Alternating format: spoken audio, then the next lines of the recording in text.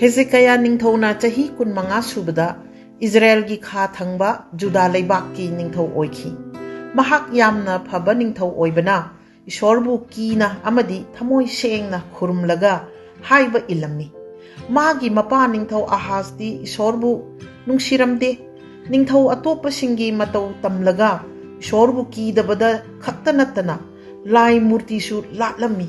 Ishorgi ningna sangphauba thong lonsillaga mi singna Ishor khurumba thingbirammi.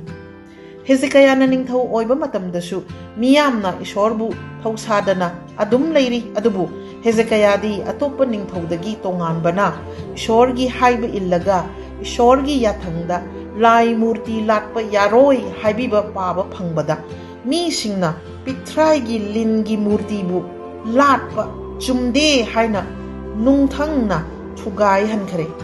Ishorgi ningna sangsu sengdoklaga semjin sajalle aduga murti makai loina thugai hankhare.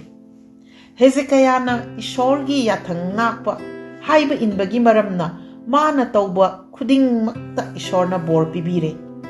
Nongma Assyriagi ningthauna khatnaba haurakle mana magi sipai mayam tharaga Israel gi ningthaubu usittabagi wa kaya ama hairaga makhoi gi ningthau Hezekiah na nakhoibu karisu kanbiba ngamoi nakhoi gi Ishordusu karisu tauba ngamdabani ningthauna nakhoi praja singbu machin thiraga apangba sillibane haina hairakhi. Ningthaubu pau se tambada ma yam saure mafi segairaga Ishorbu khurumki aduga maichau Isaiah bu kauraknaba hairakle.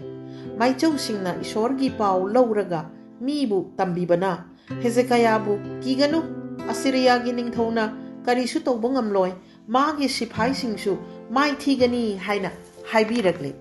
Haibagumna numitugi ahingduda Assyriagi sipai lising makhoi khakta thunaraga sigre. Nongalakpada Assyriagi ningthauna sipai asiba mayam ubada kiradana magi maramda hankhare. Hezekiah na Ishorbu kanbinaba thajai aduga magi prathana Ishorna khumbi adugasu Israel mi singbu yeknabadagi kanbire. Hezekiah matam khara leiraga kanna nare aduga Isaiah na nang sirani nangi yum potchai sinnaba yaba mida sinanaba thorang tawro haina Ishorna hairakle haina tambibada.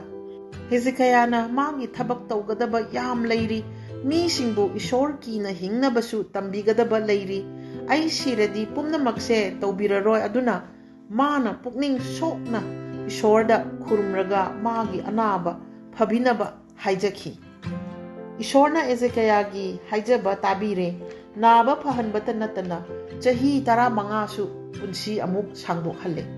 Miyoibana chahi kaya hingani amadi kari numita sigani haina khangba ngamba se taibangda ningthau Hezekiah natana atopa ama leite haina hai.